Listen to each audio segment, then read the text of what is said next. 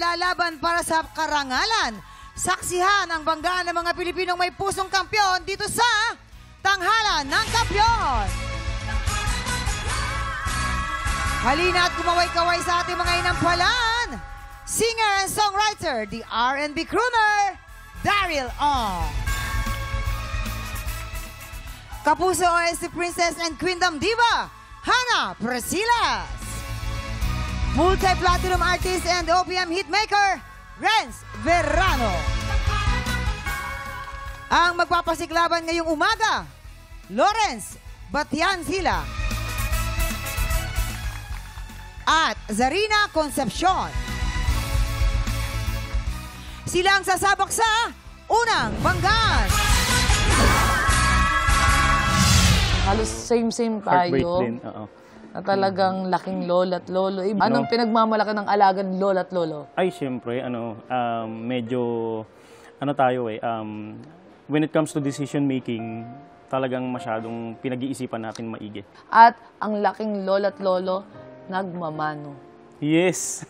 Si Lola, wala na siya nung 2020 pa. Nagbibili na siya na, sabi niya, hanapin ko daw yung father ko. Actually kasi hindi ko pa namimit yung father ko talaga. Ever since, sinunod ko siya nung 2023 Christmas. Yun yung pinakamasayang Christmas ko actually, na na-meet ko yung father ko. So anong pakiramdam? Siyempre, nung nakita mo after buong buhay mo na hindi mo nakita yung papa mo. Nung nag-meet kami, nakaganon lang po ako sa kanya. Tapos yung gestures niya, yung kilos niya, the way he speaks, the way he talks, no, the way siya kumilos, basta lahat ng gestures, sabi ko, tatay ko nga to. So parang ganun. Oo, kuwang-kuwang. Kuwang-kuwa. So after po noon, wala namang special na nangyari, no. Nung na-meet ko lang siya, yun, niyakap ko lang. Nakakatuwa, buong-buo ka na kasi.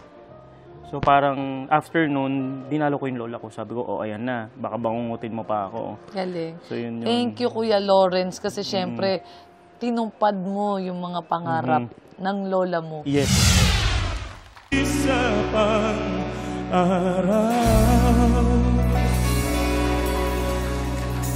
Lawrence Batiancila from Quezon City. Hi, Lawrence. Hello po. Taga saan yung Batiancila? Taga saan? Actually from from province? Bantayan, Cebu. Bantayan, Cebu. Yes po. Nako. Shoutout natin yung mga taga Cebu dyan. Sige, shoutout mo sila. Shoutout nga po pala sa mga taga Bantayan. Ayan. Ganda ng dagat dyan, ha? Ay, yes po. Oo, lagi kami dyan dati. Nung ex ko. Shoutout sa'yo. Oo. Ay, nako. Laki na gastos ko dyan. Inampalan. Ano masasabi niyo? Okay. Lawrence, Bisaya ka, sir? Actually, ma'am, dito na po ako lumaki sa Manila, pero naka-intindi po. Nakakainti. Kasabot pagamay. Kasabot. Okay. Lawrence, I would like to commend you for having the courage to sing this song. Kasi originally, babae ang kumanta nito eh. So, inayon mo sa key na kaya mo. Meron lang akong napansin dun sa, lalong-lalo na sa change key na part, medyo hindi lang natin nahabol ng konti. Hindi umabot dun sa tamang akorde ng areglo. Meron din sa dulo na part yung, di sapat ang meron tayo ngayon. May kulot kang ginawa dun eh. Hindi lang siya ganun ka sa pool. Kaya kung may mga ganun kang gagawing bale, kulot, okay lang, pero kailangan mong i-practice ng paulit-ulit para hindi maligaw ang mga notes. Yun lang, Lawrence. Ako naman, masasabi ko, itong kanta na to, for me, mahirap talaga to kantahin. Kumbaga, it demands an extra effort sa accuracy and agility dahil yung phrasing niya medyo mabilis. Marami yung words, and then dun sa, may mga words na parang nag-iiba-iba yung tono. So, ang tendency, pag hindi ka ganun ka-accurate, paglapag mo dun sa unang line at hindi mo nasapul yung tamang tono, tendency, buong linya na, mafa-flat or masya-sharp na siya. So, ako, gusto ko yung boses mo, actually, pati yung high notes, may placement ka na tunog safe, na tunog malinis. Siguro, for me, meron lang sigurong mas akmang kanta for you para mas ma-highlight yung capabilities mo as a singer. Yun lang. Yun lang, Lawrence. Lawrence, kailangan lang emphasis konti dun sa mid-range ng mga notes. Halos lahat dun sa range na yon, yung kagaya nung simula, akala ko naliliwanag sa same spot. Tapos yung kulang na kulang, same spot din, di mo na malayan, at saka yung huling pwede bang. Siguro, mas pakinggan mo pa yung mga parts na yon, yung sa mid mo. Yun ang laging sakit ko minsan ng nagpe-perform dahil napapabayaan. Kasi emphasis always dun sa matataas na parts. Kailangan bigyan natin ng importansya yung mga parts na yon, lalong-lalo na ang simula, dahil pag simula pa lang, hindi mo masyadong nasa pool, medyo hindi magandang pakinggan sa amin as mga inampalan. So, quality mo maganda dahil hindi siya masakit sa tenga. Kahit bumibira ka sa taas, nandun pa rin yung parang boses. Kulob siya pero malinaw. May ganung quality eh. So, maganda siya. Maganda yung quality ng boses mo. Insayuhin mo lang yung mid-range. Ayan, maraming salamat po. Alamin na natin kung ano naman ang scores na ibibigay sa iyo ng ating mga inampalan. Lawrence, ito ang aking stars for you.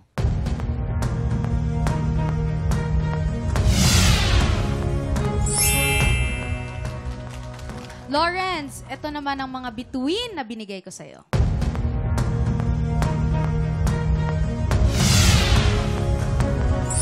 Three stars. Okay, Lawrence, ibibiti muna natin kung anong score ang bibigay ni Tatay Renz. Ang susunod nating kalahok, Sarina Concepcion. May phrase ako na sasabihin na baka mag-stick sa'yo eh. Totga? The one that got away. Naku, explain mo nga yun sa akin. Ayan nga. Yun, nakilala ko siya online. Ito na pala yung tao na dito ako makakaramdam na sobrang mahal na mahal pala talaga ako, naalagaan pala talaga ako ng sobra-sobra, gano'n. Tapos, eto pa, sinundan ko siya sa UAE. Tapos nung pagpunta ko doon ko na-feel na hindi ko na-feel dati sa past relationship ko na pwede naman pala ako maging prinsesa. Pero anong nangyari? Ba't Ayun. naghiwalay? Actually, wala kaming closure talaga.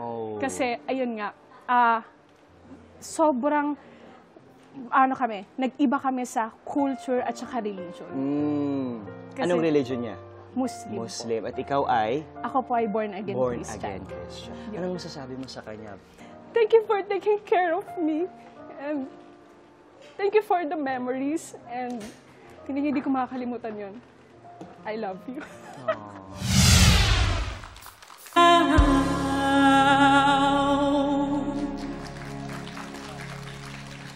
Sarina Concepcion from Antipolo. Hello po. Saan ka sa Antipolo? Sa may Cottonwoods po. Uy, hala! Magkapit-bahay po tayo. Napatira ako dyan. Oo. Nung umupa ako dyan nung pansamantala kasi pinagagawa yung balor ngayon. So, naging kapitbahay pala kita. Ikaw yung maingay dun eh. Karaoke ng karaoke. Hindi, di ba? Basta mga taga-Antipolo, talented din yan. Yes, inampalan. Ano po ang inyong mako-comment? Hi, Zarina. Hello po. Ayan, nakakahawa yung smile mo, no? Very pleasant. Ayan. Pero kung gaano ka parang ka-chill yung vibe mo, ganun ka halimaw naman yung performance mo dito. Talagang itinodo mo, no? Pakahirap nitong kanta na to. Siguro napansin ko lang na may mga parts na nai-hit mo naman yung high notes. Di ko alam kung masyado kang kinabahan ka ba or sakto lang. Siguro may mga parts na masyado ka ng gigil. Kaya para medyo parang medyo shaky yung ibang notes. Yun lang. So, siguro try to relax a bit habang nagpa-perform para lang mas dumaloy. Ika nga yung boses mo nang hindi siya manginig or mag-shake. Yun lang. Congrats. Thank you po. Zarina, Hello napagandang po. pangalan. Okay. Unang-una, yung stage presence mo, okay sa akin. Maganda. Kung ang sakit ng ibang singers ay hindi naaabot, ako napansin ko sa'yo, may mga sharp lang na notes. Lumalagpas ng konti.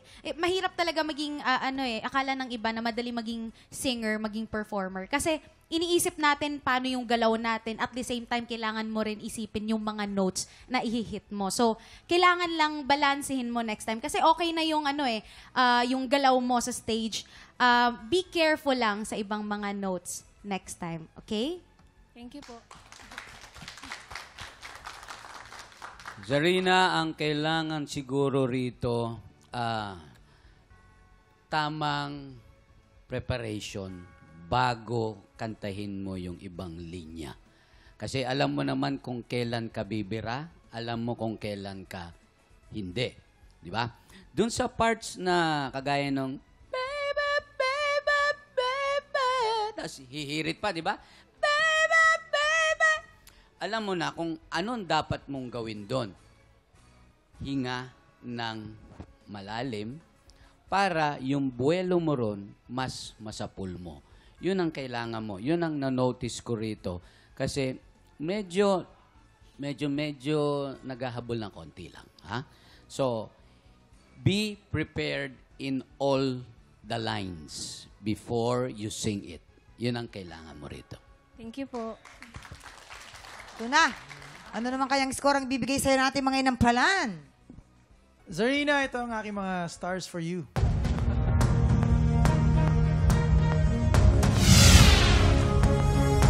Four stars! Zarina, ito naman ang mga stars na binigay ko.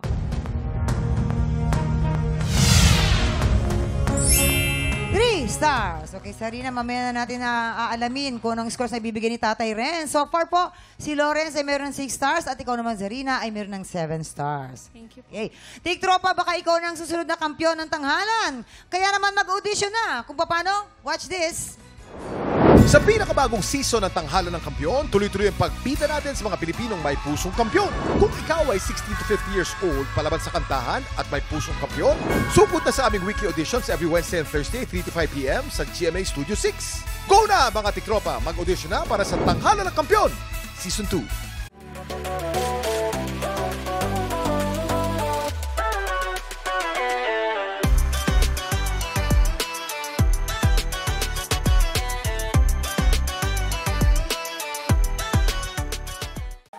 Tropa, pinanood mo hanggang sa dulo itong video na to, very good ka! For more happy time, watch more TikTok Clock videos on our official social media pages and subscribe to GMA Network official YouTube channel.